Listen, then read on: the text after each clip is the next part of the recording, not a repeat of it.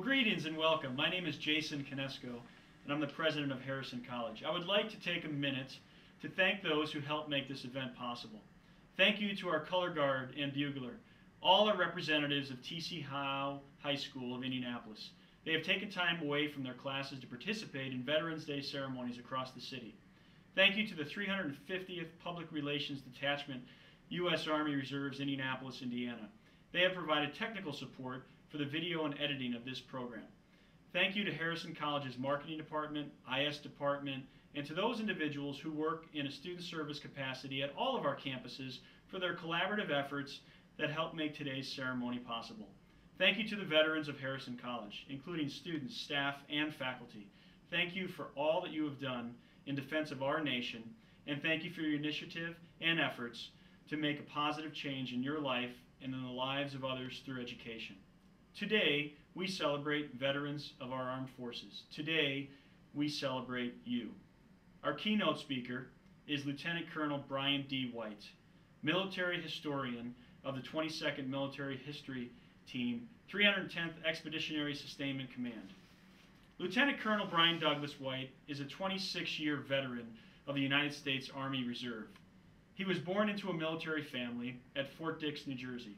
During his early years, his family lived in Pennsylvania, Texas, Germany, Greece, eventually settling in Dayton, Ohio. Brian is a graduate of Central State University in Wilberforce, Ohio. Lieutenant Colonel White holds a Bachelor of Science degree in Industrial Engineering Technology. He also received a reserve commission as an infantry second lieutenant and attended the Infantry Officer Basic Course at Fort Benning, Georgia. Lieutenant Colonel White has attended the Bradley Fighting Vehicle Commander's Course, Infantry Officer Advanced Course, Adjutant General Captain's Career Course, and the Combined Services Staff School. He is also a graduate of the Command and General Staff College. Over his years of service, Lieutenant Colonel White has held such positions as Training Officer, Company Commander, Battalion Supply Officer, Division Inspection Program Coordinator, Engineer Observer Controller Team Chief, and Command Historian. Lieutenant Colonel White spent 11 months in Iraq as the 10th Mountain Division Command Historian. He currently serves as the commander, 22nd Military History Detachment. Lieutenant Colonel White's awards include the Army Achievement Medal, Korean Service Medal, Overseas Training Ribbon, National Defense Service Ribbon, Global War on Terrorism Expeditionary Medal, Iraq Service Ribbon, and the Meritorious Service Medal. Lieutenant Colonel White is the proud father of Brian Jr., 20 years, Alicia, 12, and Evan, 10. He is active in youth sports and coaches Pee Wee football and youth wrestling. Ladies and gentlemen, let's give a warm welcome to Lieutenant Colonel Brian White. I'm Lieutenant Colonel Brian White. I'm honored to speak to you as we honor Veterans Day, our Hoosier veterans, and their families. I wish to extend thanks and gratitude to Mike Harmon and Ramon Cooper of Harrison College for such a distinguished privilege.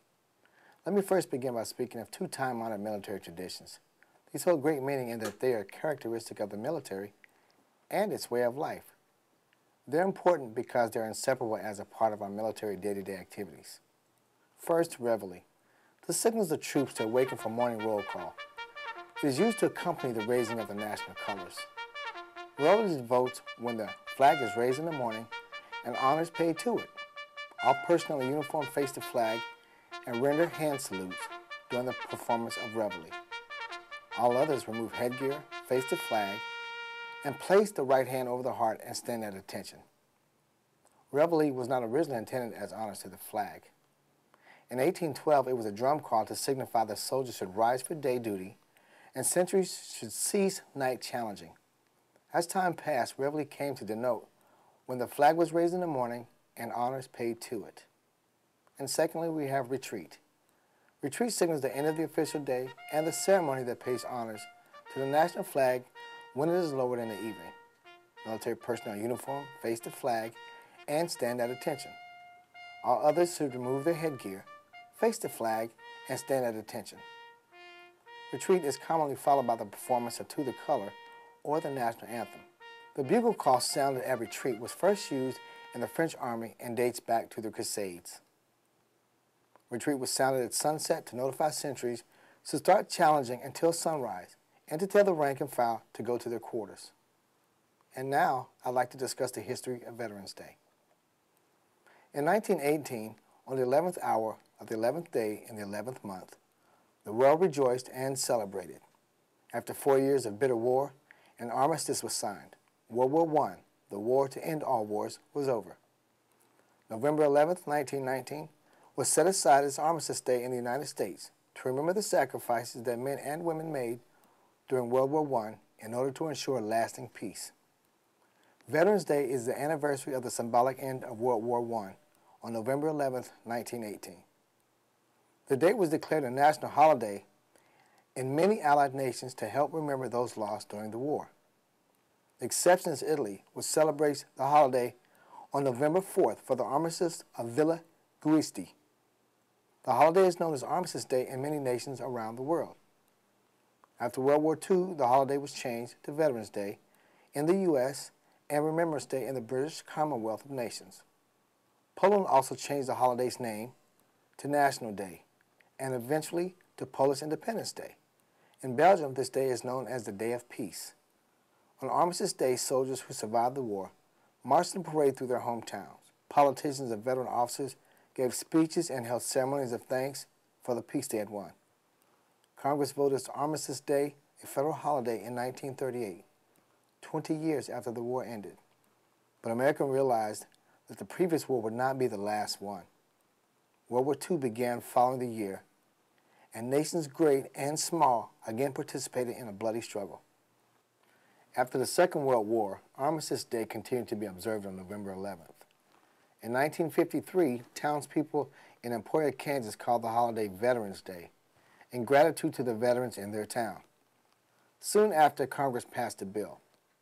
It was introduced by a congressman from Kansas, renaming the federal holiday to Veterans Day. In 1971, President Nixon declared it a holiday on the second Monday in November. Americans still give thanks for peace on Veterans Day. There are ceremonies and speeches at 11 o'clock in the morning. Most Americans observe a moment of silence. Since the United States' involvement in the Vietnam War, the emphasis on holiday activities has shifted. There are fewer military parades and ceremonies. Veterans gather at the Vietnam Veterans Memorial in Washington, D.C.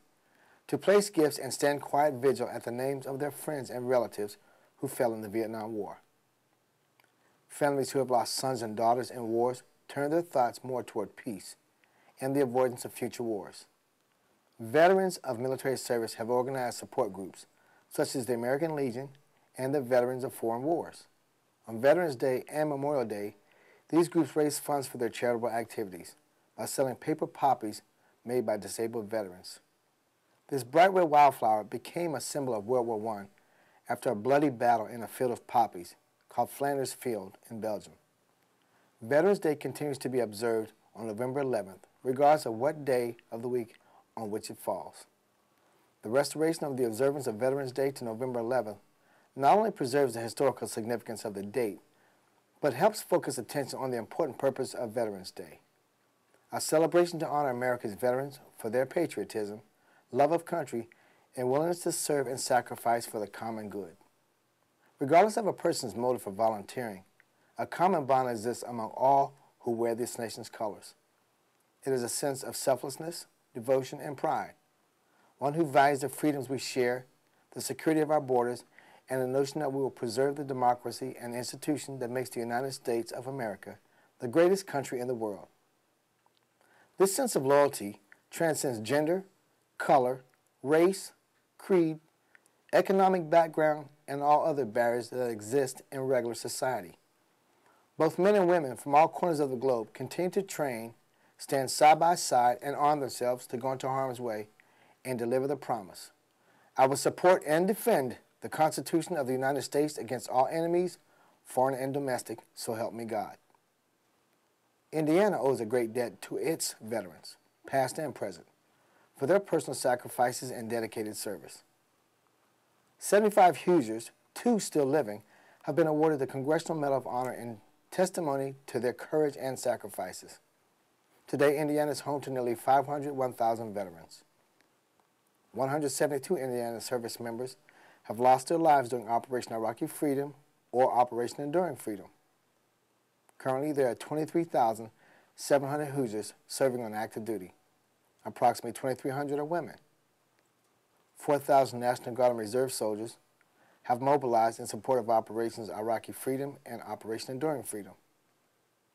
A total of 12,000 have served during these conflicts, and approximately 5,000 Purple Heart recipients reside in Indiana. I'd like to share two famous quotes with you about veterans.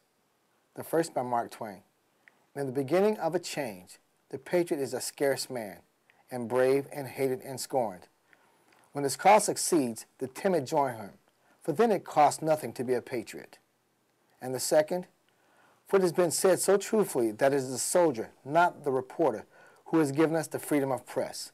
It is the soldier, not the poet, who has given us freedom of speech. It is the soldier, not the agitator, who has given us the freedom to protest. It is the soldier who salutes the flag, serves beneath the flag, whose coffin is draped by the flag, who gives that protester the freedom to abuse and burn that flag. President Barack Obama said the following regarding our veterans. We have a sacred trust with those who wear the uniform of the United States. From the Minutemen who stood watch over Lexington and Concord, to the service members who served in Iraq and Afghanistan. American veterans deserve our deepest appreciation and respect.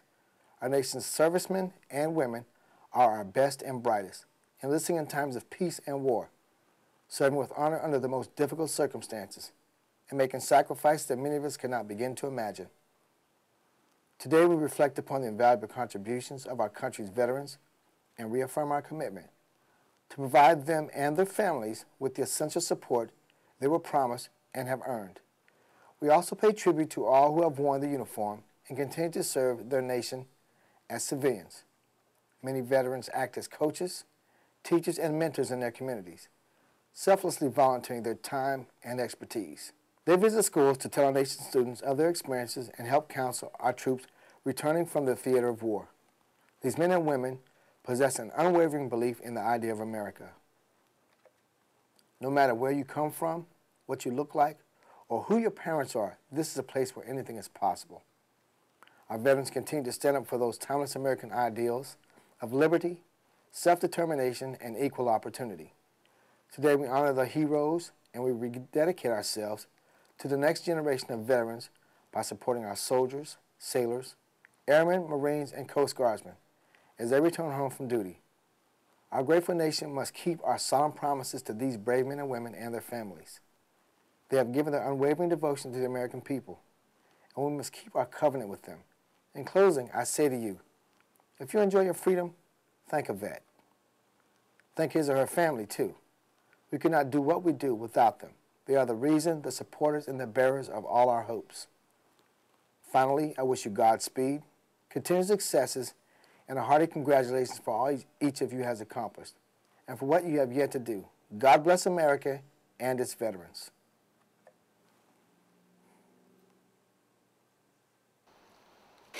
Company, up, 10, jump! Second yard, number one, horse lead the way. What? Left, face! Present